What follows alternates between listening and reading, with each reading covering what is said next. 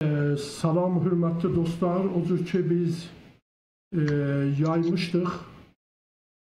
Mahmud bəylə bugün bizim bir intervyumuz olar. Facebook tarixindən Mahmud bəylə əlaqəmiz bağlanıb. Bəli, mən çək edirəm, görəm, bəli, burada da gəlib. Sayın Mahmud bəy, mən çox təşəkkür edirəm ki, bizim dəvəti qəbul elədiniz. Bu az fasilə ilə bu müsahibədə şirkət eləyəcəksiniz. Siz də hazırlıq aparınca bərabər bir mahnı dinləyək. Sonra mən sizinlə suallarımı ortaya qoyacağım. Oldu. Sağ olun. Mən də təşəkkür edirəm Babək bəy dəvətiniz üçün. Təşəkkürlər. Sağ olasınız.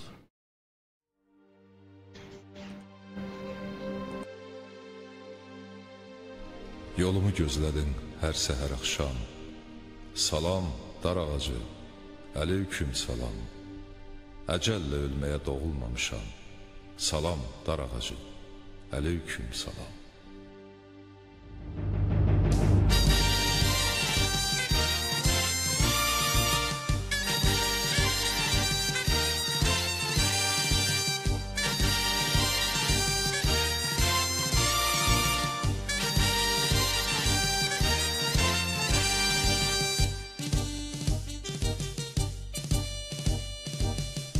Hansı millətdir, taleyi sirdir, yüz adla bölündü, yenə də birdir. O hansı millətdir, taleyi sirdir, yüz adla bölündü, yenə də birdir. Məni huzuruna bu dərd gətirdi, salam dar ağacı, əleyküm salam. Məni huzuruna bu dərd gətirdi, salam dar ağacı, əleyküm salam. Salam dar ağacı, əleyküm salam. Salam dar ağacı, əleyküm salam. Danış Əmir Teymur, bu son neydi be? Boynumda ağ kəfən, dilimdə tövbə. Danış Əmir Teymur, bu son neydi be? Boynumda ağ kəfən, dilimdə tövbə. Dərsini tərs bilən mənimdir növbə. Salam dar ağacı, əleyküm salam. Dərsini tərs bilən mənimdir növbə. Salam dar ağacı, əleyküm salam. Salam dar ağacı, əleyküm salam. Salam dar ağacı, əleyküm salam. Qırğızam, özbəyəm, Qazaq, türkmənəm. Başqırdan Kərkükəm, elə görkmənəm.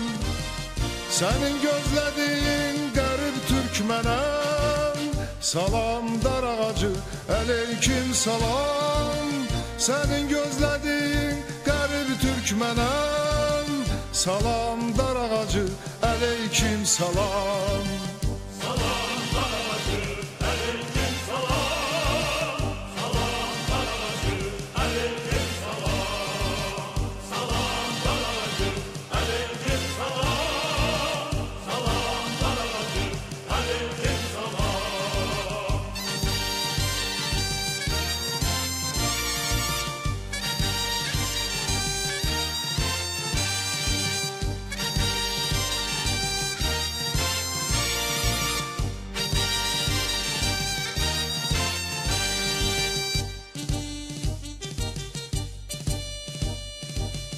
Eydarın ağacı kimdən kəməm-kəm?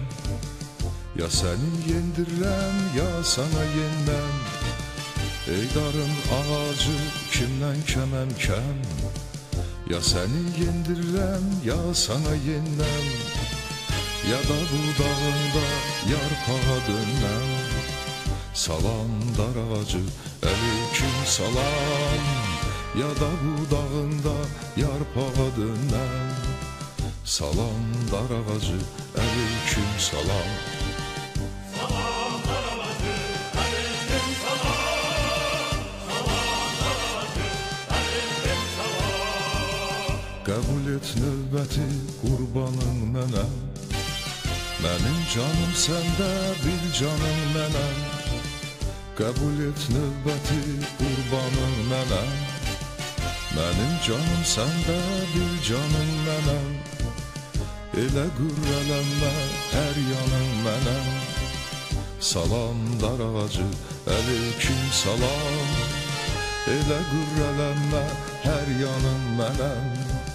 Salam dar ağacı, əleyküm salam. Salam dar ağacı, əleyküm salam.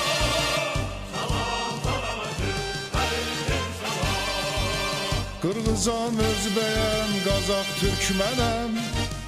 Başqırdan Kərkükəm, elə görkmənəm. Sənin gözlədiyin qərib Türkmənəm. Salam dar ağacı, əleyküm salam. Sənin gözlədiyin qərib Türkmənəm.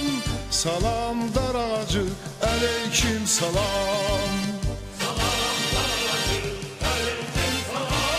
Salam dar ağacı, əleyküm salam. Salam dar ağacı, əleyküm salam. Salam dar ağacı, əleyküm salam.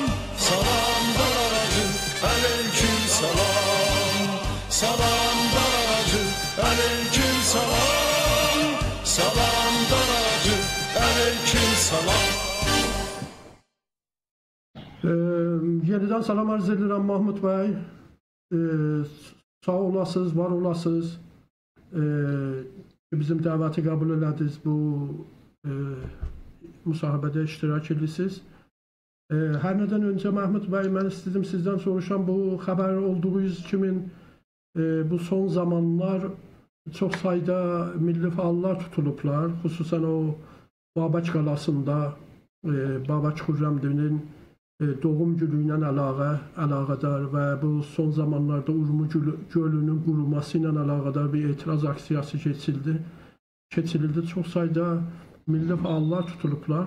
Mənə də bir xəbər gəldi, neçə gün bundan öncə bu yeni İran rejiminin bu yeni işidir. Tökülürlər milli fəalların evinə, vururlar, dağıdırlar, bilgisayarlarını aparırlar. İstilə belə nişan verirlər ki, güya gəliblər buranın evinə oğurluğa.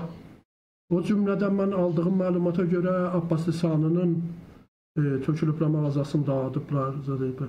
Sizin nəzərinizə nə etmək ola bilər? Bəzi milli fəallar belə bir təklif verirlər ki, bəlkə bir etiraz aksiyonu keçirirlər. Xüsusən dünyanın xarici ölkələrdə. Sizin nəzərinizdə, İsveçdə biz nə edə bildik Mahmud bəy? Bu mövzu ilə əlaqədar sizi dinləyək. Buyurun. Sağ olun Babək bəy. Bir daha təşəkkür edirəm bu imkanı yaratdığınız üçün. Məni dinləyici, əziz, hörmətli dinləyicilərə də salamlayıram. Demək ki, bu tutulanlar və gündəlik Cümhuriyyət Azərbaycan Milli Hərəkatının demək ki, bir parçası olub, yəni fəaliyyətinin bir parçası olubdur. Bu da bir doğal bir şeydir ki, nə qədər bir dənə hərəkətdən milli siyasi mücadilədə tutulan olunsa, göstərir ki, o hərəkət canlıdır və göstərir ki, İran diktatorluğundan həssasiyyət oldu məsələyə. Təbii bu indi illərdir ki, bizə azı belə 15 il geçdi ki, indi elə gündəlik bizim elə siyasi zindanlarımızla bağlı tutuklamalar gündəliklərdir. İndi getdikcə daha baskılar çoxalır, üçün hərəkətlər daha çoxalır və rejim də bunun demək metodlarını da dəyişdirir. Geçmişdə şahid edir ki, birdən tutulurlar, tutalım məsələn 2006-da birdən minlərcə insanımızı tutuldu, adlarını yazırdılar, çoxlarını buraxırdılar, sonra bir müddətdən sonra yenə gedilər dallarca tutuldular. Ya qruhu fəaliyyət adı ilə dostlarımızı tutuldular, Yeni Cəmoğun liderlərin yadızları tutdular, hala da Döklər Fəsənli zindandadır. Ya heç fəaliyyəti olmadan dostlarımız Əkbər bəy Azad, Siyamək Mirzəyə, Ərizə Fərşi, Behnam Şeyxi və Həmid bəy Mənafi tək dostlarımıza 10 il birdən zindan verirlər, 2 il sürgünlük verilə bilirlər. Niyə? Ki, güya məsələn 2 il bundan qabaq bunlar ana dili ilə bağlı bir fəaliyyətdə bulunublar. Demək ki, bunların çoxu da bahana gözləmiş bir bahana üçün, bunlar fəqət hərəkətə baskı olsun. Milli fəallar çox təbəşməsinlər, bilsinlər ki, baskı altındadılar, iş daha çox böyüməsin. Yəni, geçmişdə tutalım 2 il, 5 il verirdilər, indi daha 10 il, 12 il, 15 il səmtə gediblər. Və siz demişkən, görür ki, dostların evlərinə tökülürlər və Hürmətli Abbas Bəllisanın evindən vəsailini götürürlər, baskı altına basırlar, saxlayırlar, mağazasına gedirlər. Ya Səfiyə xanım Qarabağını təzə tutmuşlar, getmişlər evinə və vəsailini götürmüşdülər. İndi düzdür, qısa müddət saxlayırlar, amma axıra kimi elə göz altında saxlayırlar bu məsələni və bu ciddi bir təhlükə ilə milli fəallar qarşı-qarşı qoyurlar. Bu, dediyim kimi, bu bir uzun müddət bir mübarizədir, siyasi bir alanda fəaliyyət, mübarizə gedir. Biz ilə İran fas şovinist rejimin arasında bu müddət olacaq və biz də buna müddət reaksiya göstərəcəyik. İndi kimi dəfələrcə dəyişiklik yollarla xaricdə bu dostlarımızın ki, baskılıq altında ya zindanlarda olublar, ya aclıq aksiyası keçirdirlər. Həmişə çalışmışıq ki, bunların sözlərin birciliyi ilə dünya mədəniyyətin qulağına çatdıraq. İndi Birləşmiş Millətlər Təşkilatında, Jenevində olsun, ya Avropa Parlamentində olsun, ya Amerikan Konqreslərində olsun, ya insan hüquqları qrupları ilə olsun, ya UNPO-nun yığıncaqlarında, hər halda dəyişiklik yönlərlə bir o yöndə fəaliyyətlərə qabaq aparmışıq indiyə kimi. Həm də ki, mitinglər olunubdur və mitinglərdə çalışmışıq ki, gənə də gündəmdə saxlayaq. İndi gənə də o cürdür, yəni gənə də elə lazım olanda dostlarını tutub sağlıq çıxıq, danışırıq ki, məsələ çox əks deyildir, bir işlər görək. Və təbii ki, bunlar etkisiz də olmurlar. İndi Həbib Sasaniyan bilirsiniz ki, 30-cu gündür ki, aclıq aksiyası keçirdi. Yəni, təbii biz Həbib bəyin səsi olmalıyıq eşikdə. İndi daha bununla bağlı nə işlə görə bilirik? Bunu birlikdə dostlarımızla gəlində oturub danışacaq ki, yoxun günə də görək nə edəyək. Bilirsiniz, təzərrüqdə YouTube'da da bir mitingimiz oldu keçən həftə. Mitingidə çoxlu Qarabağ məsələsi əks deyil idi. Onu gündəmə gətirdik. İndi dəyişiklik yönlərlə bu məsələləri gündəmə gətirmək bizim milli borcumuzdur. Təşəkkür edirəm Mahmud bəy izahatınız üçün. Bu YTV-də Qarabağla əlaqədar keçirilən etiraz aksiyasına etiraz elədiniz, işarə elədiniz istəyirəm. Onlar bu barədə bir məlumat verəsiniz. Nə üçün bu etiraz aksiyonu keçirildi? Sizin böyük əməyiniz olmuşdu, iştirakiniz olmuşdu. Elə siz danışa-danışa mən onun video filmində yayacağım. Buyurun, bu barədə də bir məlumat versəz, təşəkkür edərik. Bəli. Demək ki, Erməni Daşnak rejimi Azərbaycanın işğal olunmuş torpaqlarından hala demək əl çəkmir və 20%-ə qədər torpaqlarımız işğal altında və bunu təəssüflər olsun ki, bir sıra ulusal arası ölkələr, Avropa ölkələri, hətta deyə bilirəm ki, belə Rusiya açıq və Amerika dallarında bu məsələnin dalında olaraq ermənilər dəstək veriblər buna kimi. Və demək, Azərbaycan tək Erməni ilə qarşı-qarşıya olmayıb. Erməni ilə tək qarşı-qarşıya olsaydı, çoxdan bu məsələ həll olunmuşdu. Daha bu 1989-dan bu yana torpaqlarımız işğal altında qalmaz idi. Ancaq dediyim kimi, bəzi ölkələrin əli olduğu üçün, özəlliklə Rusların əli olduğu üçün ermənilər can veriblər bölgədə və ermənili olan səslərini qabağa aparırlar və görürlər ki, biraz cana bir siyasi müvazinə, nizam baxımından dəyilibinə həmən ermənilər çalışır, Ruslar çalışır ki, bu müvazinəni bir-birinə qoymasına dəysin. Azərbaycanı həmişə təhdid halında saxlamaq istəyirlər, baskı altında saxlamaq istəyirlər ki, Azərbaycan eləyə bilməsin, daha artıq irəli geçsin. Bu işdə dəqiqən İranın çox yoxun əli vardı, İran rejiminin. İran Ermənistanla stratejik işlər aparır və buna görə də bunların iş birlikləri Erməniyə böyük ruhiyyə veribdir. Erməni rejimi birbaşa hələ demək Füzuli tarixi şəhərimiz əlində olmaqlığına baxmayaraq ki 20 ildən çox indi işğal altındadır. Onun kəndlərinə belə çalışır ki uzaqdan bombatma ilə orada təhlükə yatsın ki kəndlər boşalsın. Ancaq Azərbaycan əhalisi, Türk vətəndaşlarımız oradan mütləq getmək istəmirlər. Bu dəfə də ermənilər uzaqdan bomba vurmaqla bilirsiniz ki, balaca qızımız Zəhranın 2 yaşında uşaq oynaya anasının qucağında ana ilə birlikdə can verdilər və bu çox bir əxlaqsız bir hərəkət ki, rejim tərəfindən üz verdi və bu eşikdə Azərbaycan toplumlarını hərəkətə gətirdi.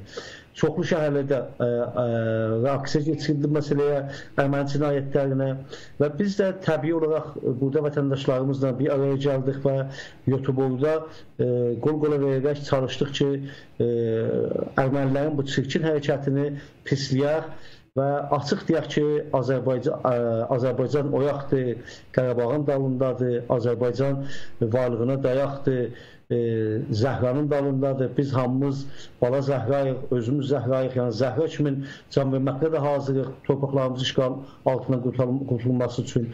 Və çox da gözəl alındı, mediada çox belə etki buraxdı. Bu indi tək bizim şəhər deyildi, bunun tayı çoxlu şəhərlərdə oldu və bu ümid verici idi ki, eşdə yaşayan Azərbaycanlılar daha artıq çox da bitəfavut və laqeyd deyirlər içəridə Ermənistanla bağlı, Ermənistanın çirkin hərəkətləri ilə bağlı məsələlərə. Bilirsiniz, Ermənistan yalnız olsaydı dediyim kimi, məsələ çoxdan çözülmüşdü. İran, Rusiya bunun açıq dayaqlarıdırlar və Ermənistan da daşnaqlara dayanaraq, Asala təşkilatına dayanaraq açıq yolun Türklərə bir yerdə meydan oxumağa başlayır. Özəlliklə bu Suriyə hərəkatında da bilirsiniz, orada bir neçə 100 min erməni var idi. Çalışırlar ki, o əlbəttə çoxunu gətiriblər. Yenə də gətirməkdədirlər ki, Qarabağda bunları yerləşdirsinlər və Qarabağın etnik baxımından demək ki, o politik və etnik baxımından bunun kullən simasını dəyişdirsinlər və Türklərə qarşı belə bir çirkin hərəkətlə getməkdədir. Yəni, açıq Asala təşkilatı ki, Lübnanda fəaliyyət edir və Suriyada fəaliyyət edir, eşikdə ermənilərin açıq təhdid qoludur və özəlliklə bunların proqramları vardı. Cüni Azərbaycan Milli Hərəkatına Asalanın ki, bundan xəbərimiz vardı ki, əgər İranda Cüni Azərbaycan milli fəalları inqilabi bir şəraitə imkan yaransa bilələrinə, bilirsiniz ki, Cüni Azərbaycanın istiqlaliyyəti, varlığı birbaşa Ermənistana böyük bir qorxudur. Yəni, bunlar gecə-gündüz fərq fikirləri Cüni Azərbaycandır. Və rəhmətli Elçi bəy demişkən, Qarabağın da azadlığı Cüni Azərbaycandan geçir, Təbrizdən geçir. Və bu, demək, bu ermənilərin ciddi məsələsidir. Və ona görə İran rejimi Ermənistanla işbirlikdə Asala təşkilatı ilə, erməni daşnaqsiyon təşkilatları ilə, terrorist təşkilatları ilə çalışırlar ki, gələcəkdə milli hərəkətlərimiz güneydə çox ciddi bir alana çevrilsə, onda bunun qabağını ola bilər ki, daha İranda faslar ala bilmirlər və bunlar terrorist Asala ki, minlərcə bunun uzvu vardır.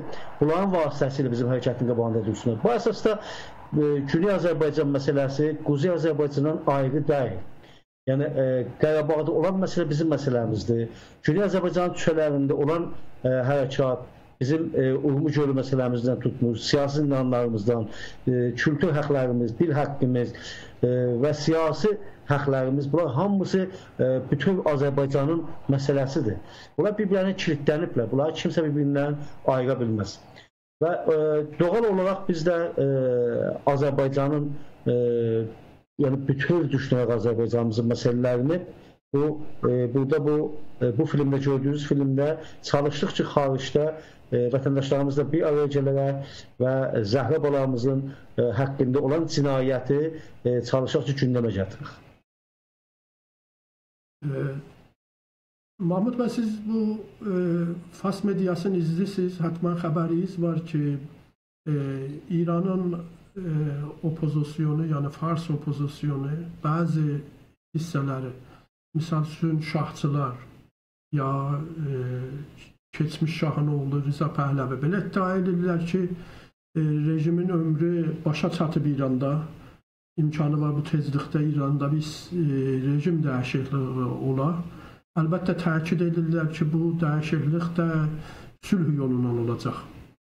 Əlbəttə ora çox ümid bağlayıblar Amerikanın yeni prezidentinə. Bilirsiniz, bu Donald Trump seçiləndən sonra Amerikanın rəsmi məqamları da, yüksək vəzifəli dövlət adamları da belə deyirlər ki, gərək bu rejim dəyişilə. Əlbəttə, orada təkid edirlər sülh yolundan olacaq. Əlbəttə, mən Rıza Pəhləvinin söhbətlərini dinlədim. O belə qeyd edir ki, xalq, yəni İranda yaşayan xalqlar bu güc var ki, qalxıb rejimi dəyişərlər və bu işi də görəcəklər. Sizin nəzərində nə qədər ehtimal var millət, İranda yaşayan xalqlar qalxıb rejimi dəyişib, misal üçün şahın oğlunu gətirələr iş üstünə? Bu bir şey sizin fikrinizdə olan bir zatdır. Buyurun. Vallahi Babaş Bey, bilirsiniz, şah rejimi milyonu hərəkət doğrudan elə tarixin o çöpünə, zubaləsinə atıbdır. Bir daha təzədən bunlar İranda şahlığı mütləq elə bilməzlər, gündəmə gətirirlər. Ancaq bu Fars İslamçı adda rejim elə çirkin işlər gördü ki, şahın da üzün çoxlu yerlərdə ağatdı. Həm bu Türkdən himayət eləməsi, Suriyanın məsələsini bir-birinə vurmaq, belə Türkiyənin bir-birinə məsələlərini çalışır bir-birinə vursun.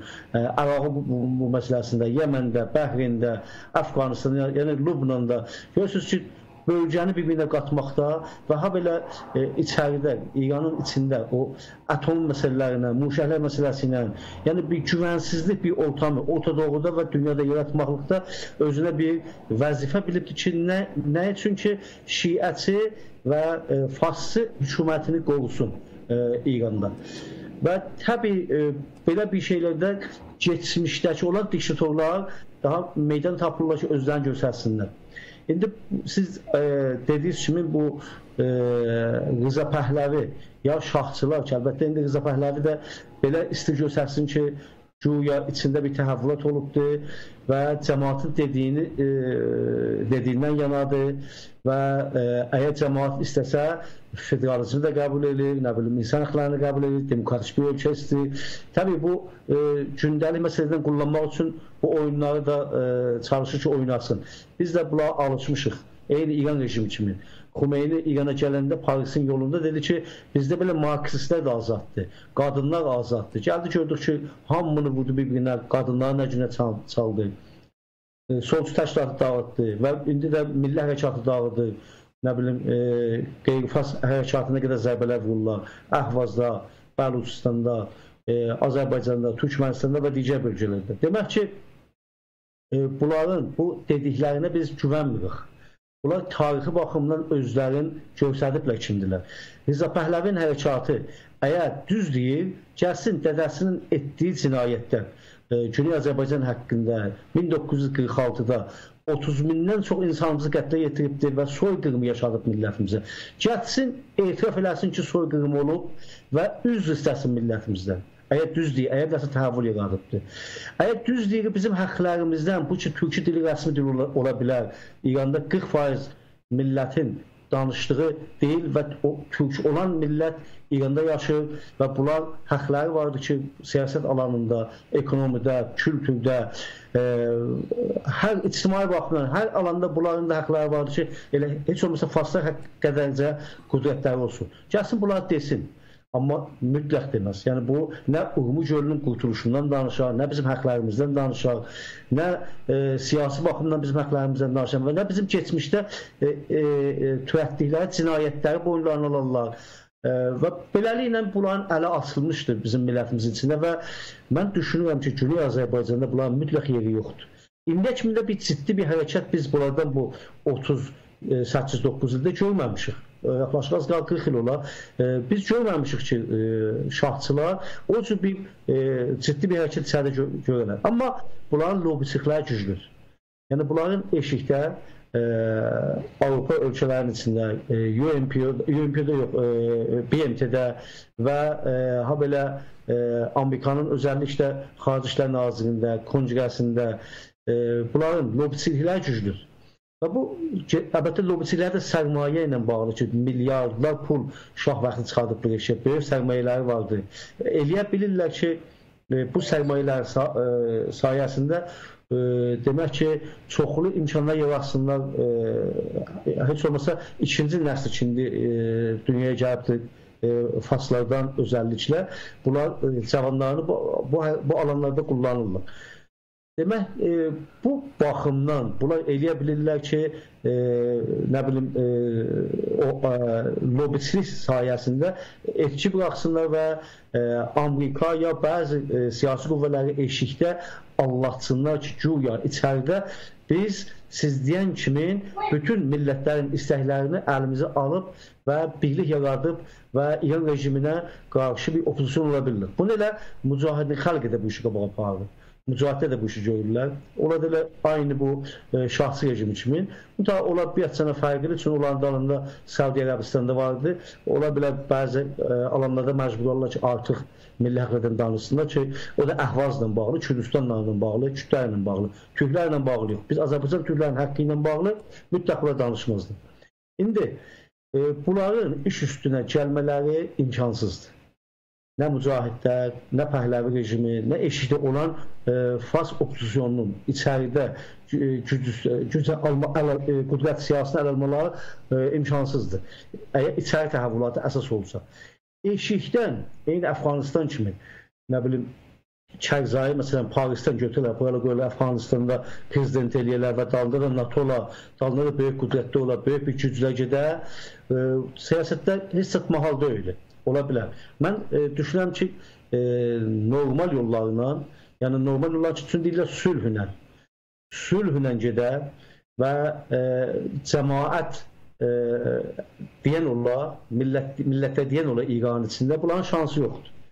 Amma başqa bir imkanlarla üstdən bir Əfqanistan modelli, Əraq modelli, Suriyə modelli, qatarlar, qaçışdırlar, zənci daxil salarlar, sonra göydən gətirirlər, neynirlər, çalışarlar. Bunlar siyasətdə olunan bir şeylərdirlər. Yəni biz bunları heç vaxt deyə bilməyək ki, yox tək Rıza Pəhləvi, elə hər kəs ki, böyük qüdrətdə mənfəətlərini qorumağa boyun əyə ehtimalı vardır ki, əlbəttə olan da mənfəətlərinə üz-üzə qarşı-qarşıya deyək, yəni yiyə bilərlər.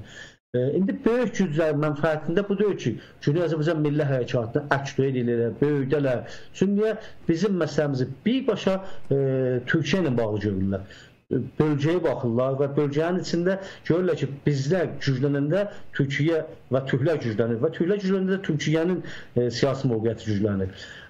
O əsasda bizimki normal şəraitdə millətlərin deyəni istədiyi, yəni İranın içində öz millətimizə dayanaraq, öz hərəkətimizlə bir siyasi təhəvvül yaradıb, bunları məcbur elərik ki, bizim varlığımızı boyunlarının altında. Çünki içərinin gedişatı bunu göstərir.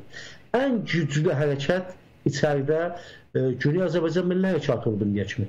Bunu İran rejimi də bilir, bunu Avropası da bilir, Amerikası da bilir. Bu da ki, bunların xəbəri yoxdur İranda nə geçir.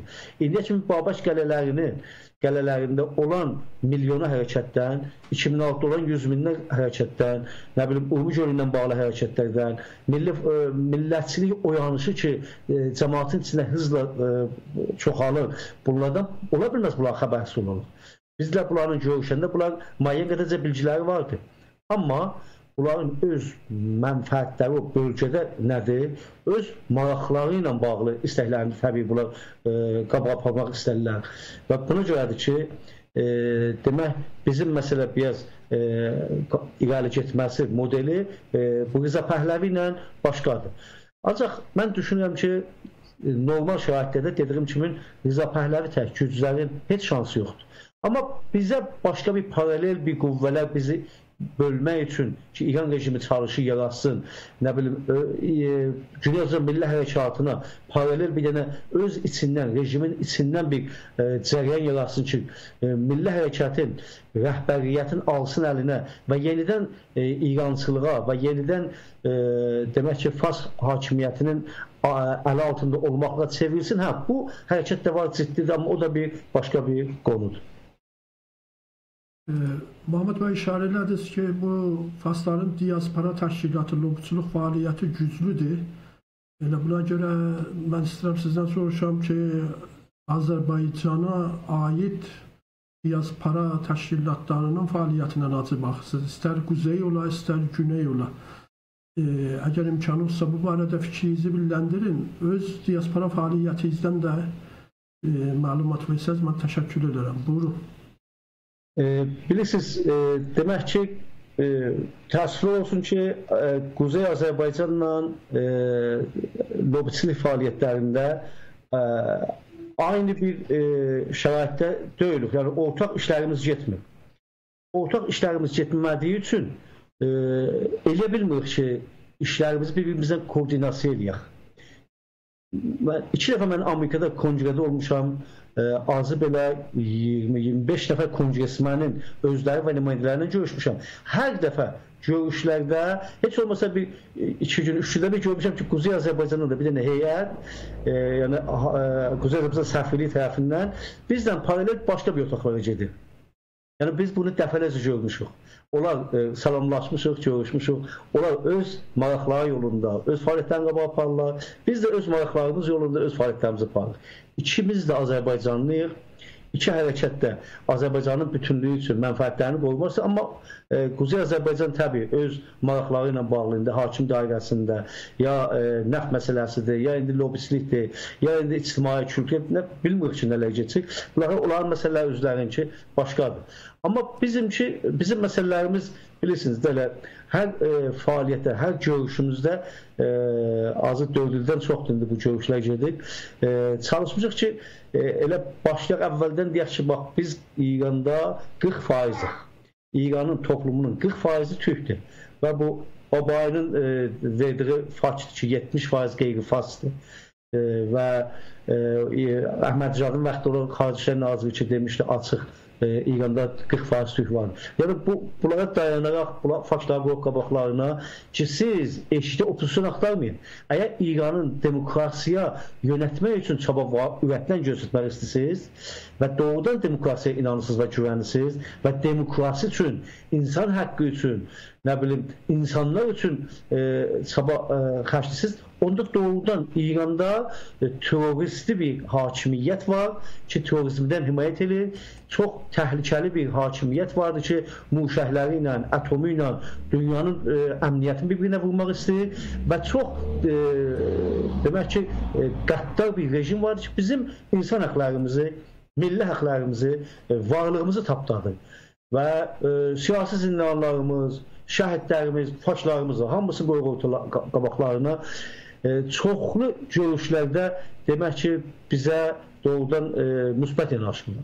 Özəlliklə, məsələn, bu Amerikanın kongrəsində bu cümhurxahlar, republiklər çox müsbət yanaşırlar, danışıqlarda və söz verirlər ki, nə işlə görsün. Məsələn, McCain-in siyasi müşaviri Desember ayında görüşdə açıq dedi ki, biz McCain sistemdə bilirsiniz, Sayın Obamanın vaxtında onun rəqibi idi prezident olmaqlıqda. Onun siyasi müşaviri açıqdır ki, McCain sizin haqlarınızdan xəbəri var və istəyizlər ki, istəyimiz də bunun üçün kongrədə bizim haqqımıza danışsın. Bizim haqlarımızın dalını tutsun, o komisyonda da ki vardı. Deyir ki, biz mütləq bunun dalını tutacaq danışıqda. Ya məsələn, Steve King ilə görüşdük. Steve King də açıq əvvəldə biraz məsələ ki, bölgəni mən tanıram, mənə bu nəqşəni göstərtməyim, mən bunları bilirəm, Urumiyyə ilə Kürt şəhridir, bundan xəbərim vardı. Mən də güldüm, dedim, baba, mən Urumiyyəliyəm. Urumiyyə Kürt kəndi deyil, Urumiyyədə 3-5% Kürt vardı. Lap tutalım, indi hey bucu ki, gəlirlər, o yandan Bağzanı Kürtləri filan, bu olar 10%. Bu 90% Türk şəhri, tarix baxımından, bunun dili. Siz necə buna Türk şəhri deyirsiniz? Yolum dedi ki, sən Bağzanı deyirsən, Bağzanı mənim dostumdur. Mən təzə bölgədəydim, Bağzanı ilə görüşdüm filan. Mən dedim, sizin dostunuzdan soruşdunuz ki, nə qədər Bağzanlılardan Urumiyyəyə şah vaxtı gəliblər və bizim şəhərdə qalıblar və bizim bölgədə, Güney Azərbaycanda. biz 35 milyonuq. Görüb şaşırdı. Dedi ki, sən mütmainsən, faşistin var. Ha dedim, faşistimiz var. Çıxartdıq telefonla göstərdik ki, burada bu nə bilim Xarici İşlər Naziri, Əhmədcan Xarici İşlər Naziri açıq deyir ki, 40% ingilis dilicə. Onu açdıq, baxdı, babayı belə deyibdi filan. Görüm, dedi ki, çox maraqlıdır. Bunları siz Nəxşəni ki, Türk bölgələrində varsınız, onları mənə yollayın və nə istəyirsiniz? Ona da dedik, bizim haqlarımızı danış, deyin, komisyonunda, orada, burada filan söz verdi. Yəni, bizim də fəaliyyətlərimiz belə gedir. Yəni, görüşlərdə indi Amerikanın kongresi və senatorlar kongressmenlər deyir, təbii, Avropa Parlamentdə İran dairəsindən də görüşlərdə belə söhbətlər gedir. ÜN'də o Jenev hərəkatında da çalışır bu işlər görür. Amerikanın NGO təşkilatlarının hərəkətlərində də, elə bilirsiniz, təzəlikdə bir dənə Ernest Hudson vardı. Bununla mən görüşəndə onlardan dedim ki, siz çox böyük nəqş oynuyorsunuz. İndi Amerikanın xarici siyasətində. Bilirsiniz, Hudson Ernest'si Japonu tanıtdırıbdı Amerikaya. Dedim ki, gəlin Güney Azərbaycanı tanıtdırın Amerikaya, bizi tanıtdırın. Biz də məzlum millətlərdənik ki, İranın tarixini yaratsaq da, bugün dil üçün mücadilə edirik. Bugün milli haqlarımız üçün mücadilə edirik. Maraqlı idi bilərsiniz, dedi ki, mütləq qoyuq filan. Keçən ay hətmən xəbəriniz oldu, UNPO vasitəsilə bizdən də Həbib bəy Azər Sina, Güney Azərbaycandan, sonra əlbəttə kütlədən də çağırmışdılar və ərəblərdən çağırmışdılar. Hudson Enstitüsü bir dənə bir böyük yığıncaq qoydu və orada çalışdı ki, İranda qeyri-fars millətlərinin çıxış yollarını oturur. Əlbəttə, onlar federalizmdən danışdılar. Elə federalizm də bizim üçün özələ bir uyğun bir fəaliyyətlərdən birisidir. Yəni, düzdür ki, biz düşünürük ki, İranda heç zaman federalizmin şansı yoxdur. İran rejimi, farslar hakimiyyəti və opozisiyonu eşit olan qüvvələri federalizm belə qəbul eləmirlər ki, İranda heç federalizmin şansı olur. Onca istəməz bunlar separatçı, təzyiq tərəf qüvvələrdirlər və istər-istəməz İran parçalanmaq səmtinə gedəcəkdir və Güney Azərbaycanla bir dövlət kimi dövlətlər içində olacaqdır bu tarixi baxımdan. Ancaq biz ki, bunlara danışanda təbii insan haqları ilə elə bu Amerika kimi bir siyasətin dövlətimiz olsun ki, əyalətlərdə millətlərin haqları olsun filan, bunları mətrəh edirik. Amma bilirsiniz, biz gərək dostu o qədər ki tanırıq, o qədər ki bilirik, məsələn, bizim dayanacağımız kimlərdirlər, düşmənlərimiz də gərək çox tanıyaq və ola ki, bizdən müxaliflərdir, onları da gərək çox tanıyaq. İstər-istəməz təəssüf olsun ki, həm ermənilər güclüdürlər bu lobiçilikdə, həm farslar güclüdürlər və həm kütlər güclüdürlər. Və təəssüflər olsun ki, bəzi siyasi məhfillərin Avropada və Amerikada maraq dairəsində olan qüvvələrdirlər, özəlliklə kütlər. Yəni, bunlar maraqlıdırlar ki, bölgədə bir dənə İsrail yaratsınlar. Bunlar istəyirlər ki, Türkiyə böyük bir dövlətə çevrilməsin bölgədə bunun bu siyasi nüfuzu. Çünki bizi də onun nüfuzu istəyək belə bilirlər. Yəni, bizim həmişə görüşlərimizdə suallara yetişir. Bunların birinci suallar bizdən budur. Türkiyə ilə münasibətiniz nədir? Azərbaycan Cumhuriyyəti sizə nə iş görür, nə iş görmür, yəni bizdən xaricdir məsələ. Hadi yaxşı baba, bizim heç kəsin işimiz yox, biz elə 35 milyon türk yox, Güney Azərbaycan, bizim haqlarımızdan danışır. Amma istər-istəməz bir millət olduğumuz üçün, qardaşlarımız 300 milyon türk dünyada olduğu üçün istər-istəməz bunlar bizi belə görürlər və bunların bilgiləri çoxdur. Və bu əsasda bizi bir parça görürlər. İndi ki, müxaliflər bizi bir parça görür, biz də özümüzü bir parça görək. Yəni, biz deməyək, yox, biz fərq eləyik. Biz, nə bilim, İranda olan türklərik, nə bilim, biz nəyik, belə sözlərlə biz özümüzü alladırıq. Vaqiyyət budur ki, istər-istəməz Güney Azərbaycan türkləri Azərbaycan Cumhuriyyətinin bir parçasıdır. Biz bütövləşə bizim haqqımızdır siyasi baxımdan, utanmadan bunu deməliyik. Özgürlük Güney Azərbaycanda bizim haqqımızdır. Türkiyə ilə yoxun strategik münasibətlərin yaranması bizim haqqımızdır. Çünki, nə bilim, Vanla, nə bilim, yoxun şəhərlərindən aynı kültür daşıyıq. Bizim yəni fərqimiz yoxdur ki, burada biz oturaq deyək ki, yox, biz fərq eləyik, biz nə bilim, İrandaq nəyik. Bu əsasda buna da yaxşı bilirlər nələr geçir. Və dediğim kimi, əgər istəyir ki, açıq deyir ki, mən bölgəni tanıyam, bazarını gedirəm, görürəm və bölgədə bilirəm şəhərləri nədir, hətta Urmiyə şəhərində Kürt şəhəri bilir. Bu müəyyən qədərcə bunların öz mənfəətlərinə uyğun olsa da, amma kütlərin də aktiv olmalarını göstərir. Təəssüf olsun ki, eşikdə milli fəallarımız bu məsələyə diqqətsizdirlər. Milli fəallarımız bu məsələyə çox vaxt ayırmırlar. Ki, eşikdə bir dənə İsrailin parlamentında gəlib görüş keçirmək, Alman içində, İngilisin içində, insan haqlarıyla gəlib görüş keçirmələr, onlarla mütəmadi bir ilişkide olmaqlıqlar nə qədər önəmli bir məsələdir. Baxın, mücahidlərin, mən düşünürəm ki, İranda o qədər gücləri yoxdur. Çünki indiyə kimi bir dənə hərəkət mücahidlər, o cür bir mücahid adda bir şey bilməyiblər ki, biz yüz minlər milli hərəkatına mitingdə geçmişik içəridə. Heç hərəkət bizim qədər gücü yoxdur içəridə. Amma eşikdə mücahidlər, indi hansı ölkələrə bağlıdır, hadan pullar gəlir, nələr eləyə bilirlər doğrudan sistematik. Həm kütlər də olcudur, mücahidlər də olcudur, faslar da olcudur. Yəni, bu vaqiyyətdir bir dənə. Ki, bunlar sistematik İran dairələrində işləyirlər. Amerikanın siyasət yürüdən bölümlərində, indi həm siyah bölümündə, Pentagonun içində, xaricilər siyasətində, hamısında bunlar İranlıların, yəni bu fasların açıq nüfuzları vardır. Və bu bizim gələcəyimiz üçün çox təhlükəli bir məsələdir. Ona görə biz umuram, arzu edirəm, bir günlərim Türkiyə Cumhuriyyətdə bizdə olan bu sevgi ki onlara var ki, ona da bizi bu cür qarşılasınlar və imkanlarını bizdən paylaşsınlar. Azərbaycan Cumhuriyyəti ki, bizim bir parçamızdır, Azərbaycan adını daşıyırıq. Ona da öz imkanlarını bizdən paylaşsınlar və daha sıx bir münasibətə keçmək imkanımız olsun bilələri ilə. Və ha belə bunların hamısından üstün eşikdə olan milli fəallarımız ki, əlləri ciplərinə gedir, vaxt qoya bilirlər məsələyə, yardımcı olsunlar. İndi bizim hərəkət bilirsiniz, UNPO-da Güney Azərbaycan Demokrat Partiyası rəsmi, keçən ay mən İskotlandidəydim.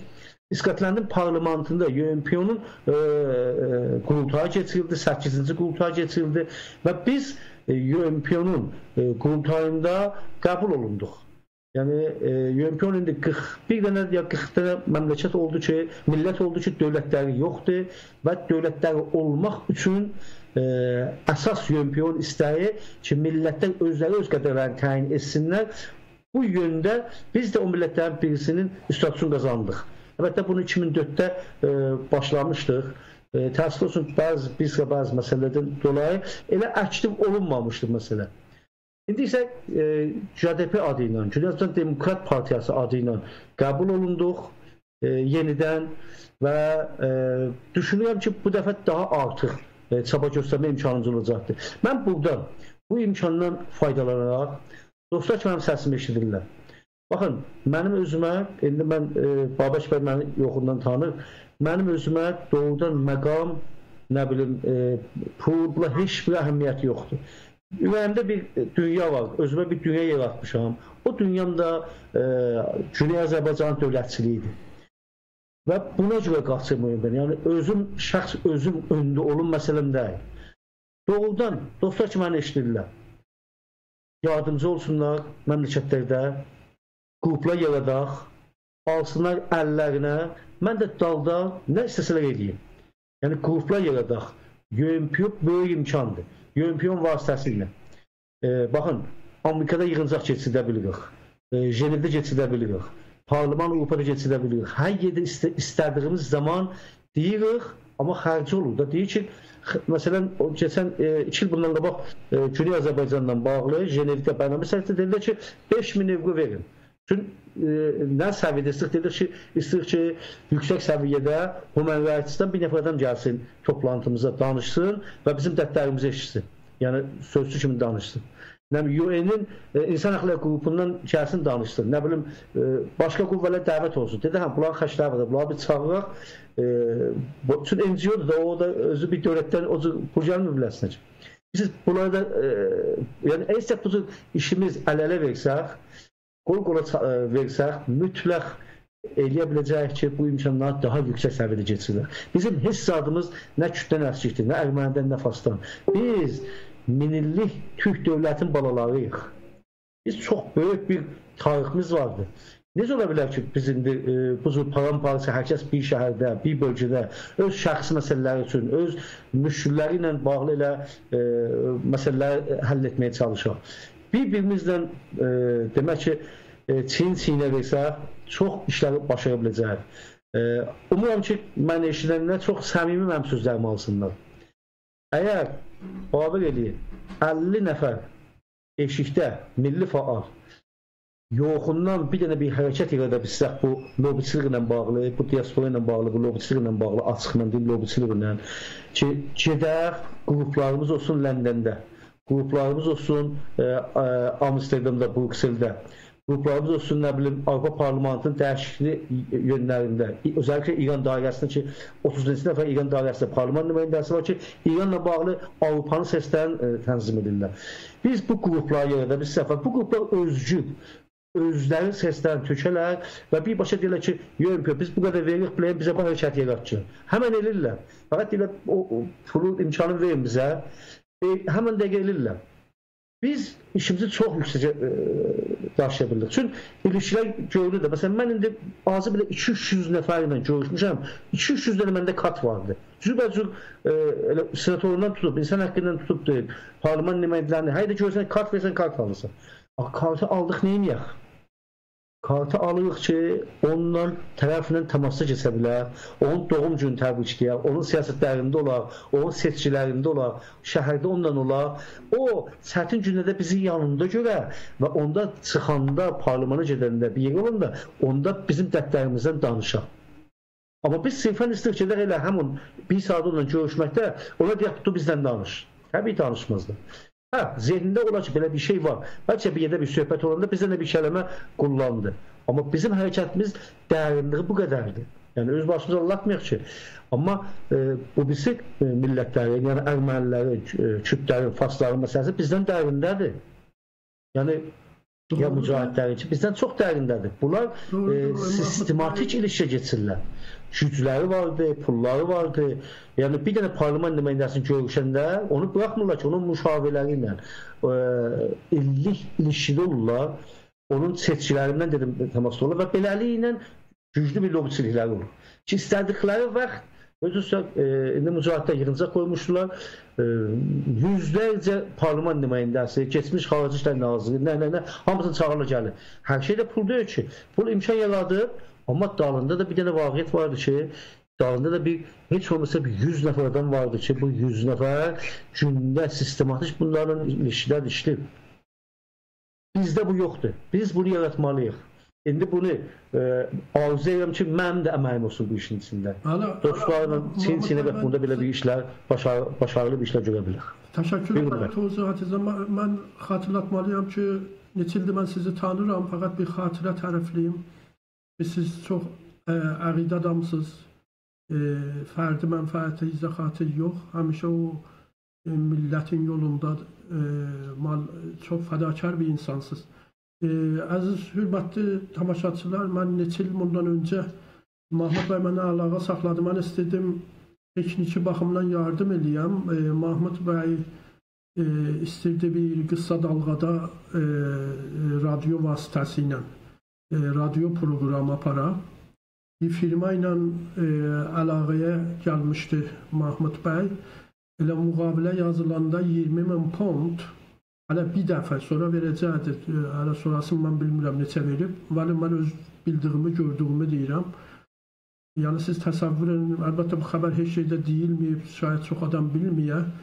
Mahmud bəy, siz elə ailəvi bu yolda fəalsınız. Xanımın, uşaqların, mən sizi görəndə məndə çox pozitiv enerji yaradır. Sizdə maşallah, mən 15 il bundan öncə idi siz gördüm. Elə siz bunca cavan qalıbsınız, bəli mən qocaldım. İkimiz də cavan qalmışıq. Bu cür enerjili olasınız, bu cür belə üçün ürəyi ilə danışırsınız. Adam çox sevinir, adam müsbət enerji tapır. Amma bir maraqlı məsələ Mahmud bəy, bu İran rejimidir. Bunlar indi deyirlər ki, İran rejiminə aid olan Fars opozisyonunun əksəriyyəti deyirlər ki, sülh yolundan bu hökumət gedə, bu rejim dəyişilər. Yəni belə bir gözlürlər, bəklirlər ki, İranda yaşayan xalqlar şuruş eləyələr, İranın rejimi təslim ola, rejim dəyişilər kimində məsələn adam ölməyə, ya sülh yolundan ola. Bu yolda belə nəzərə biraz çətindir bu yolda. Onlar xatırladırlar İranın əksər opozisyonları, mən fars medialarına baxıram, deyirlər əgər İran rejiminə qarşı silahlı savaş ola, bu eləyə bilər İranı çevirə Suriyəyə. Misal üçün siz bilirsiniz, indi Balutistanda zatdır, məhdud formada silahlı savaş keçir. Kürdlər də, o Demokrat Partiyası da məhdud formada başlayıb. Bunlarda bir qorxu var, bu genişləşər və sonra bu Suriyə olar. Sizin nəzərinizdə mən bu sualı istəyirəm, bu cür qoyam. Bu İran rejiminin necə dəyişmə ola bilər nəzərinizdə? Nə zamana kimi bu olacaq bu rejim? Bilirsiniz, mən düşünürəm ki, İran məsələsi doğrudan çox belə qarışıq və çox piçdə bir məsələdir. Çünki bu Suriyə ilə fərqli bir şeydir. Libiya ilə aynı şey deyil. Libiyada gördünüz də bir də məsələn nəftinə görə Amerika qabağa düşdü və Fransa mirajları ilə həmən getdi. Bir həftə, 2 həftə qəzafını vurdular bir-birini dağıtdı. Ya Ərağı da olsun. Ya Suriyəni də belə ki, təbii Suriyədə indi məsələ biraz dünyada siyasətin kullanı dəyişdi bu Suriyə. Mənim şəxsən özümə o qədər əsər qoydu bu Suriyə, bu 6 illik məsələsi. Şəxsən dünya baxışım dəyişildi. Bu dünya qüvvələrinə görə, Avropaya görə, bu insan haqlarına görə, bunların bu danışıqlar demokrasiya görə. Keçmişdə çox belə özümü çox aşıq edim bu Avropanın demokrasiyasına, insan haqlarına. Fikirdim ki, doğrudan elə mədəniyyətlərin mərkəzi bu. Amma sonra dedim ki, yox, mədəniyyətlərin mənfəətləri bura. Yəni, bunlar mənfəətləri üçün bu konular daşırlar üçün Suriyə məsələn üçün açdı. İndi İrana gəldikcə, İran farsların mənfəəti üçün, yəni bu bizimlə farsların mənfəəti aynı deyil. Farsların mənfəəti üçün təbii olaraq çalışır ki, bütün böhranlara paralar eşidə Suriyədə qətlam olsun, Əraqda qətlam olsun, dağılsın, dünya rəsmi bilinə burada Fars hökuməti siyasətini yürütsün. Şiəçilik siyasətini yürütsün. Bu biz asimil olmaqdayıq, biz məhv olmaqdayıq. O yüzden bizim mənfəətimiz bu mənfəət deyil. Bizim mənfəətimiz İranın rejimi. Cəng məmləkətimizə düşməsin. Türk toplumu dağılmasın. Türk şəhərləri dağılmasın. Yəni, bunlar bizim qırmızı xəttlərimiz. Biz heç vaxt istəmirik ki, Türklərin burnundan qan gəlsin. Amma İran rejiminin ambargo qoymaq, bəsin mühasirə, iqtisadi mühasirə eləmək, bunu şöyə qoymaqlıq, bu bizim maraq dairəmizdir. Ki, İran rejimi zəifləsin. İran rejimi güclü olanda Fars hakimiyyəti daha güclü olur və bizi daha əzməyə çaba göstərir. İndi Farslarla, yəni Farsların opozisiyonu ilə bizlərin fərqi burada. Fars opozisiyonu sistemdə düşünür ki, İranda, təhəvvürlərdə heç əsası dəyişiklik olmasın. Sistem belə qalsın, yəni elə ərteşi, hökuməti, hər şey qalsın. Fəqət hökumətin üstləri qabalar geçsin, kravat gəlsin yerinə. Dəqiqən belə qalsın. Rıza Pəhləvi açıq deyir də, bunların lap demokratik özün yaxşı aparır, Rıza Pəhləvidir. Deyir, federalizm də ola bilər, amma nə əsasda? Etnik əsasında yoxa. Bugünkü əyalətlər əsasında, yəni 30-cu nəyə ustan ki vardı, onun adını qoy federal. O federal olması, federal etnik əsasında olar. 6-7 dənə millət var, onların əsasında dövlətlər olar. Onların üstündə də məsələn tutarlı bir üst dövlət olar. İndi buna belə baxmırlar məsələlər. Buna deyirlər ki, amandır, İranın strukturu, bu farsçılığı sınmasın. Onun üçün adını nə qoyurlar? Sülh. Sülh yolu ilə İranın bütünlüyünü qorumaq üçün hazırıq deyirlər Xameneinin yanında olaq. Mahmud bəy, bilirsiniz nə var problem? Bunlar həmişə o fərdi hüquqdan danışırlar, deyirlər şəhərvəndi hüquq, bəli icma hüququndan danışmırlar. Məsələn, mən bir fərdi kimi bir hüququm var, bir də üçün Azərbaycan Türk millətinə aidəm, o millətin də bir haqqı var, tamam, uluslararası qanunların əsasında. Onlara işarə eləmirlər, onlara deyəndə deyirlər etnisitət, coğrafiya əsasında olmaz. Demək ola bilər, mənim fikrimcə o da bir növ şarlatanizmidir. Suisə baxın, Kanadaya baxın, o yerdə ki federalizmi var, orada yaşayan millətlərin milli hakimiyyəti var. Parlamanları var, hökumətləri var. Yəni, necə bunlar biz şəhərvəndi vətəndaş haqq hüququndan fəqət danışır, fərdi hüquqdan. Dəqiqən. Yani problem odur Mahmut Bey, doğrudur. Devam verin. Siz buradınız ki, yani biz tələsməyək rejimi yıxmağa hər yoldan. Yox. Yani bunun zəifləməyi bizim millətimizin nəfinədir. Yəni elə olar ki, az xəsarət görməklə, can xəsarəti, mal xəsarəti görməklə, onun da mənim fikrimcə yolu budur ki, bir güclü opozisyon ola, yəni biz nə qədər Güney Azərbaycanda birləşsək, gücümüz olsa, bu gücü də nişan verdilər. Bəzi vaxt olub ki, bizim indi bir müəyyən təşkilat ki, Azərbaycan millətinin əksəriyyəti ondan himayət edən yoxdur. Yəni demək ola bilər o rəhbərlik bir şəbəkə formunda. Müxtəlif partiyalar, təşkilatlar, istər siyasi olar, kulturel olar. Onların sözü bir-birinin üstünə düşəndə Azərbaycanda çox kütləvi hərəkətlər olur. Yəni bəlkə biz gücümüzü qoyaq, öz içimizdə öz problemimizi həll edək. Bu haşiyyə məsələlərə, bu dedikodudan uzaq ola, bu ixtilaflar azala birləşək, eləyə bilərlər bu təşkilatlar birlikdə o sən deyən o güclü bir opozisyon kimi meydana çıxarlar və bu rejim dalıya oturar. Bir də ən yaxşı zat da mənim nəzərimə Mahmut bəy, o 2006-da ki, kütləvi etiraz aksiyonları oldu ha, Azərbaycanda silahlı qüvvələr əksəriyyəti neutral idi. Yəni ateş açmadılar millətin üstünə. Çünki onlar qarşısını alsaydılar, o cür böyük etiraz aksiyonları olmaz idi. Bəzi milli fəallar deyirlər, İran getdi o zaman Hizbullaha getdi bəzi zatların. O binaların üstündən milləti vururdular. Bəli, ümumi halda o silahlı qüvvələrin əksəriyyəti pasiv idilər, millətə qarşı deyildilər. Bu da özü çox yaxşı aldı. Üzr istəyirəm, sözü kəsdim, buyurun. Sözünüzə devam verin. Bir dənə nöqtəyə işarə edeyim ki, İran rejiminin dağılması, nə üçün dağılması çox önəm daşır. Yəni, bir budur ki, bir dənə çox inqilab olar, çox inqilabda başqa ölkələr girələr, başqa ölkələrin eyni Suriyə kimi qüdrət davaları olar və bizim millət də qurbanlıq olar. Paramparça olar, tikəparça olar, nə bilim nə olar, şəhərlərimiz dağılar, mədəniyyətimiz pozular. Mən heç bu modeli sevmirəm. Bir dənə inqilab ki, yumuşaq inqilab adını qoyaq, yumuşaq inqilab. Bu yumuşaq inqilab kontrollü inqilab, eyni bu deyirlər, narıncı inqilab. Belə bir modelli inqilab bizim mənfəətimizədir.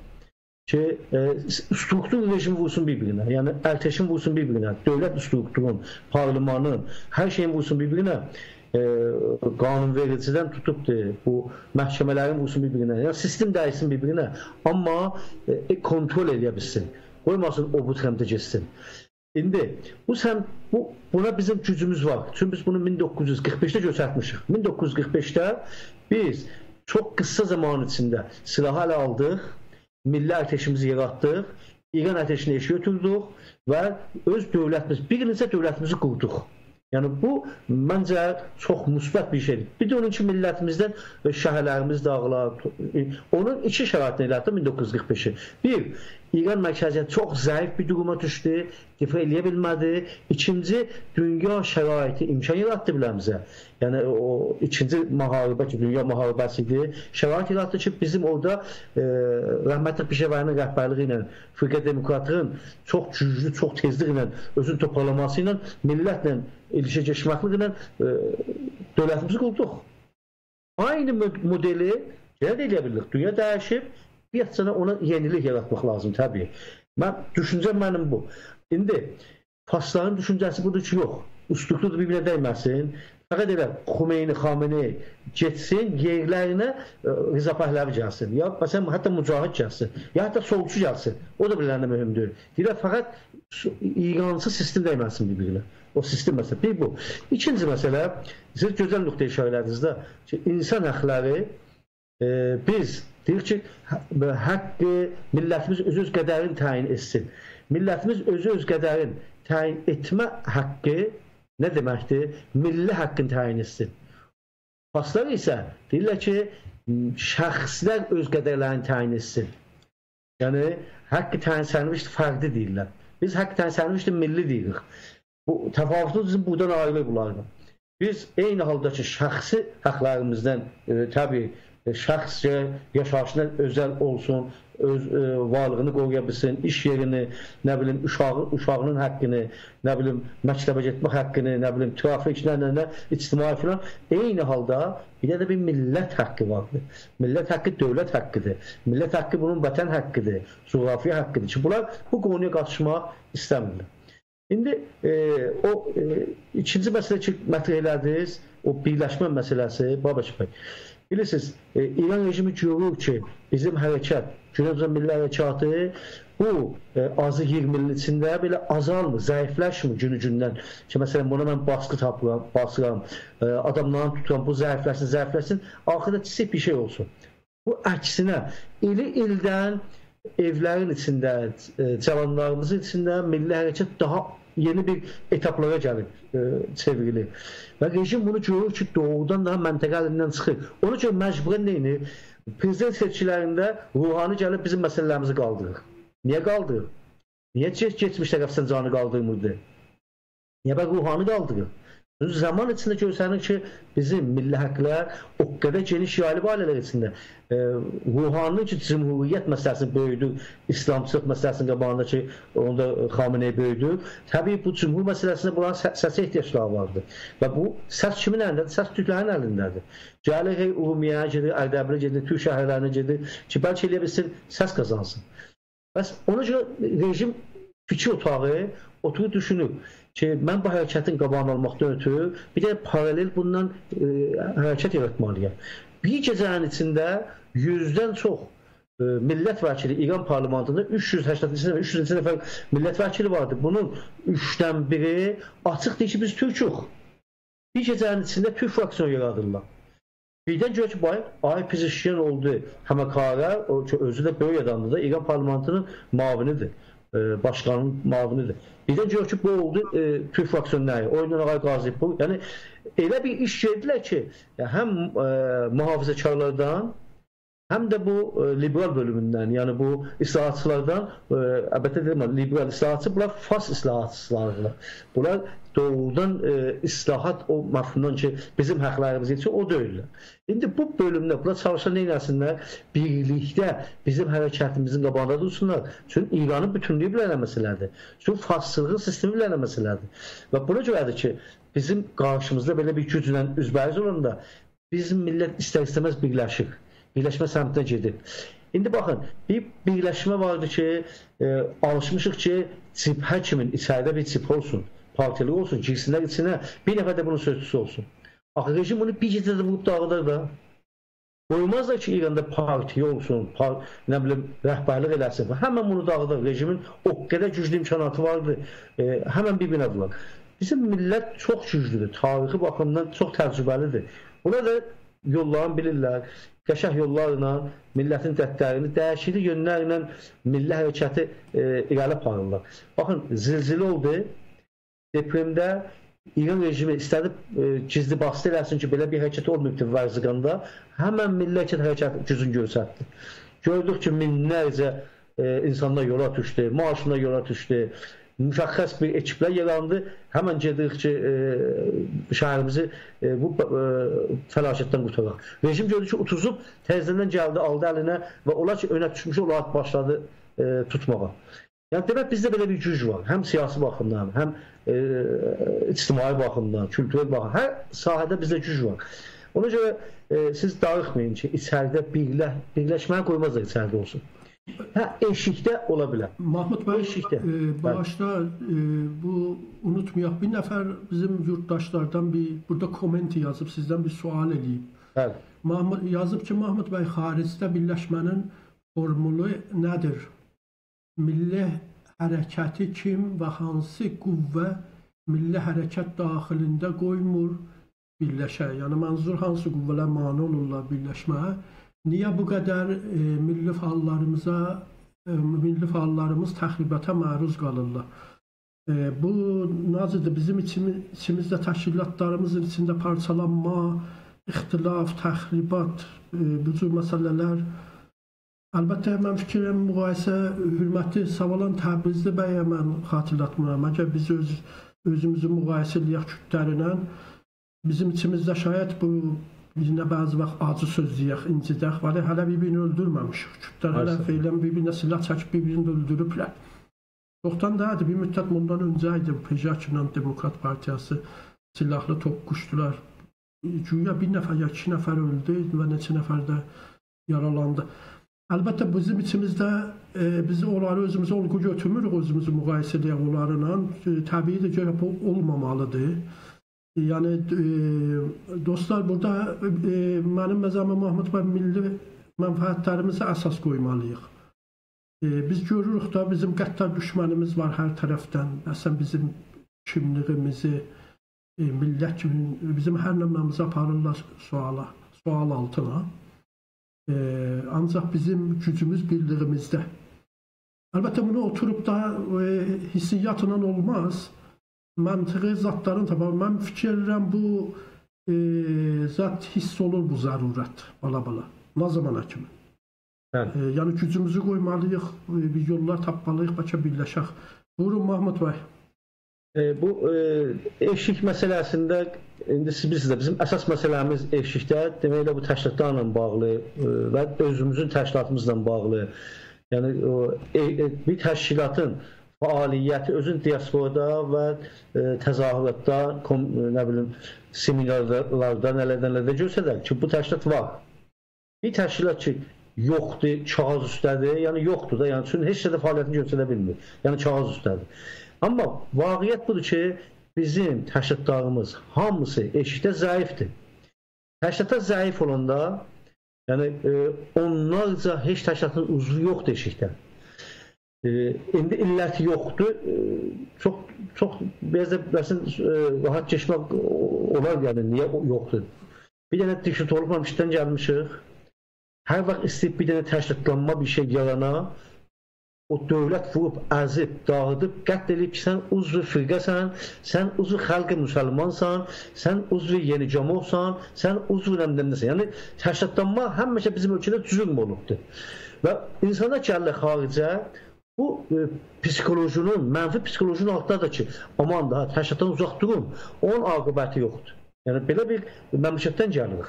Ki, bu məmləkətdə Türkiyə kimi deyir ki, partiyalar olur içində və partiyalaşma bir dənə özü, demək ki, millətin bir dənə doğrudan varlığı kimi qəbul olunur. Müxalifət də, hakimiyyət də müxalifinə imkan yaradır və qətlam eləməyə, zindan verməyə ki, sən üçün xalq cibhəni uzursan, mən səni edəm edəcəyim. Yəni, belə şeylər yoxdur ki, ona görə Türkiyədə doğrudan partiyalar güclüdür. Amma bizim bölgəyə gələndə təsvir olsun ki, həm Faslanıcı da özürdür. Yəni, eşikdə Fas təşkilatları güclü deyirlər ki, Fasın lobbiçiliği güclüdür, tək adamlar güclüdür. Faslar nə qədər çalışdılar ki, birliyi ilə bağlı İran rejiminə opozisyon yaratsınlar, hətta dallarında belə Suedin ABF vardı, siz yaxşı tanısınız ki, sosial demokratların güclərindən ki, köməklik edir ki, xaricdə demokrasi məsələn başqa ölkələrdə olsun və dövlət müəyyən qədərcə büdcə ayırıbdır. ABF-in yardımı ilə Fas təşkilatları birləşdilər, İstockholmda yığıldılar, nə ki, bir işlə görür. Amma ki, yenə də işlərində problem var. Elə mücahidi fədai ilə bir-birindən olmur, cümhurxaha şahsın yanında oturmur, nə bilim, o birisi deyirəm ki, sən İran rejiminə gedirsən, gəlirsən, İrana geçərsən, olmaz, İran rejiminə ilişkin vardı, olmaz, o birisi, yəni onların da içində paramparça var, amma lobbiçiliklər güclüdür. Bizdə eşikdə Güney Azərbaycan fəalları təhtə fəaliyyət etməyi sevirlər. Hər kəs istəyir ki, özü başqan olur, hər kəs istəyir ki, özü aparıcı olur, hər kəs istəyir ki, Facebookunda çox laykalar, çox böyüklər və hamı ondan danışır. Yəni, bu bizim bir dənə psikolojimizdir. Bunu birdən həll eləmək olmur da. Nə qədər çalışırıq təşkilatlanma ilə məsələ geçsin qabağa, çətinlik var. Həm özümüzdə də çətinlik. Yəni, bu deyir ki, biz fərqliyik millətimizdən. Bizim özümüzdə də bu çətinlik var. Yəni, bizdə də elə səhvlər eləyirik bu illərin içində ki, adam zaman baxır görkəm, bu səhv eləməsəlim daha yaxşıdır. O səhvlərimiz də insanların qaçırtmaqlığında ki, şəxs fəaliyyət eləyim daha uyğundur, filanın etkisi altında olmaram, nə bilim, filan təşkilatın etkisinin altında olmaram, qoy məni şəxsi bilsinlər, mən azadam, mən təşkilat içində deyiləm. Yəni, bizdə də belə bir psikoloji altındayım. Ona görə Təşkilatlarımız zəifdir. Təşkilatlar zəif olanda birlik məsələsi yaranmaz. Tək insanlar birlik yarada bilməzlər. Bunun gözəl nümunəsi 2008-də Amsterdamda 200 nəfər milli faal yığıldı bir yerə. Hər kəs bir tərəfdən gəldik. Yığıldıq. 40 nəfərlik bir dənə koordinasiya şurası yarandı. 40 nəfərlik. Ki bu 200 nəfəri işlər koordinasiya edəcəkdir, həmahəng edəcəkdir. Sonra 40 nəfər problemlər oldu, qabağa problem vardı, sonra elədik 40 nəfər 6 nəfər. Şimdi mən də o 6 nəfərin biriydim. 6 nəfərin öz içində də ciddi problemlər oldu, irəli gedəmədik. Niyə? Çünki təşkilat güclü o 200 nəfər, əgər 5 dənə təşkilatın içində hərəsinin 40 nəfər uzvu olsaydı, bunların mərkəziyyətləri olsaydı, bunların əsasnamələri olsaydı, bunlar ortaq işlərə əl olsaydılar, indi bu 2008-dən belə bizim hərəkət çox-çox güclənmişdi. Niyə? Bu 200 nəfər bölünəcəkdə 5 dənə təşkilata. Bu 5 təşkilatda məcburdur neynəsin? Yembuazət tutsun. Məcburdur miting qoysun. Məcburdur gəlsin görüşlər keçsin. Görüşlər keçiləndə, bunlara görəndə mənim də ehtiyacım olur ona, onun da mənə ehtiyacı olur. O birisinki, o birisi ehtiyacı olur. Həmən deyək, ortaq işlərdə bir-birimizə yoxun işləyək. Amma vaxtıq 10 dənə, 15 dənə partiya olur, atda, kağızda, filanda. Deyirsən ki, birləşək, görürsünüz şəhərəsində 1 nəfər, 2 nəfər, 5 nəfər, 3 nəfər. Yəni, nə cür edək bu işi? Axıda yetişik buna çünki mən bu işdə çox görmüşəm də, bu ortaq bildirilərdən, yığıncaqlarımız, nə bilim, nə. Elə son yığıncağımız da çölünüdə idi ki, çalışdıq məsələ bir təşkilat halət var, dedik olsun, kiçik təşkilatlarımızdan ortaq bir işi başlayaq. Bəlkə yavaş-yavaş cəmaatda maraq oldu, təşkilat gücləndi. İndi bu yolu gedirik. İndi bu üçün də müəyyən güc qoymuşuq, həftədə bir dəfə toplantımız olur, çalışırıq ki, bu yolla gedək. Amma düzü xəbər olasınız, bu işin təkcə həlli təşkilatlarımızın güclənməsindən gedəcək. Yəni təşkilatlar güclənməsin. Hərəsinin eşikdə 40-50 nəfər uzvu olmasa və bu 40-50 nəfər aktiv adam olmasalar, qaçmasalar oyun bir yana və gündəlik fikirləşməsə ki, neyniyək, birlik məsələsi mahaldır, imkansızdır. Yəni başallatmadır. Fəqət kağız üstə bir dənə əsasnamə olacaq, kağız üstə 4-5 nəfər adam olacaq, ad olacaqdır, sonra gedib bir də 6 sonra bir dəfə yığıncaq olacaqdır. Bu olacaq. Amma o şey ki, zehnimizdədir, ya mənim ürəyimdir geçir. Budur ki, heç olmasa bir 200 nəfər milli faalımızı Amerikasından, Avropasından təşkilatlanma səviyyəsində qıfırlayaq bir-birinə, bahəm bir işmiş görə bilək. Təşkilatdır ki, bizi qutaracaqdır eşikdə. Və bu təəssüf olsun ki, hələ başarılı olunmamışıq məsələn. Təşəkkür edirəm Mahmud bəy. Bir saatda biz bu intervyunu aparıq. Bir gün iş günüdür, siz işdən gəlibsiz. İnanıram ki, yorğunsuz, siz istirahət edəyəz. Bundan artıq istəmirəm sizin istirahətə rahatsız edəyəm. Siz bu proqramın sonunda bir şey istəsiniz artıraz. Biraz biz çeşitli konuların barəsində danışdıq. Çalışarıq gələn proqramlarda mütəmərkəz olaq bir mövzunun üstündə. Buyurun Mahmud bəy, bir şey istəsiniz artıraz, buyurun. Allah, demək ki, mənim arzum budur ki, bizim hərəkətimiz eşikdə özün qıfırlasın içəriyə. İçəri biz rəhbərlik eləyə bilmərik, içəridən ilham alsın. İçəri kimin cavanlarımızı türkçülük siyasətindən böyüdər, Azərbaycancı ruhiyyəsi ilə böyüdər. Yəni, içəridə necə milli hərəkət o evlərin içində yuvalanır və böyüyür və gələcəyi doğrudan gənclərin əlində. Mən arzuyum ki, eşikdə biz bunu başaraq. Bir, gəncliyimizi, cavanlarımızı, ailələrimizdə türkçülüğü gücləndirək, Azərbaycancılığı gücləndirək. İki, özəlliklə qızlar və xanımlarımıza meydan verək. Bir hərəkətdə qız, xanım olmasa, o hərəkət çox qabağa gedə bilməz. Bizim hərəkətimizin indi 95%-i kişidir. 5% bizdə indi eşikdə xanımlar, qızlar hərəkət edirlər. Və bu faciədir. Bizim müqayisə etsək kütlərlə doğrudan faciədə yaşayırıq. Halbuki biz hələ onları o qədər də gəlişmiş bir millət tanımırıq. Amma başarıblar ki, indi solçuluğuna səri olubdur, marksizmə səri olubdur, Avropanın verdiyi sözlərinə səri olubdur, hər nə olubdur, bunlar bunu başarıblar. Kültürel fəaliyyətləri ilə doğrudan ailələr yığırlar və qızlara meydan verirlər, xanımlara meydan verirlər və cürbəcür imkanlarla bunu başarırlar. Bizim siyasi fəaliyyətimizdə istər-istəməz kültürel fəaliyyətlərlə ilişkidədir. Mən düşünürəm ki, biz gərək xaricdə daha artıq vaxt qoyaq bu kültürü və ictimai fəaliyyətlərə ki, siyasi məsələlərimiz də güclənir. Arzu edirəm ki, həm bu sahələrdə bir də bir nöqtəni deyim, daha vaxtınızı almayın Babaş bəy, siz də çox yoruldunuz. Babaş bəy, siz çox böyük iş görürsünüz. Teknik çox böyük məsələdir. Günbəgün yeni imkanlar yaranır və biz bunları öyrəşməliyik və bu yeni imkanlardan kullanmalıyıq. Ta istədiyimiz gənclər, xanımlar, milli hərəkət, lobiçilik, təşkilatlanma, Güney məsələsi, dövlətçilik, bu tamam bu konulara eləyə bilək, bu texnik vasitəsi ilə istəklərimiz yayaq. Mən sizi təbrikləyirəm. Siz o insanlardansınız ki, xaricdə doğrudan bu texniklə bağlı çox aktiv və yenilik gətirənsiniz. Ona görə umuram ki, sizin tək kadrlarımız işdə o qədər çox olar ki, bizim hərəkət daha başqa bir aşamalara gedib yetişir. Sağ olun. Siz də sağ olun, hörmətli Mahmud bəy. Tərif üçün də təşəkkür edirəm, sağ olasınız. Dostlar, biz bu cür canlı yayırıq Facebookda. Əgər dostlar istəsələr yazılı formada ya telefon vasitəsi ilə çıxışçılarla danışarlar, sual verələr, nəzərlərini verələr. Çünki biz təzə başlamışıq. Beylən bir gün çox adam bizə canlı proqramımıza baxmırdı. Bəli, ümid edirəm ki, get yaxşılacaq. Hər halda bunu indi biz Facebookda qalacaq bu proqram. Sonra mən çalışacağım YouTube'da da yayam. Hər hal baxacaqlar bu proqrama da. Mən təşəkkür edirəm Mahmud bəy. Kəndinə iyi bax. Sağ olun. Siz də sağ olun. Təşəkkürlər. Sağ olun. Ailəvi saxlasın. Çox yaxşı insansınız. Mən çox sevinirəm. Sənin kimin dostum var. Təşəkkürlər. Mən də fəxr edirəm sizə. Sağ olun.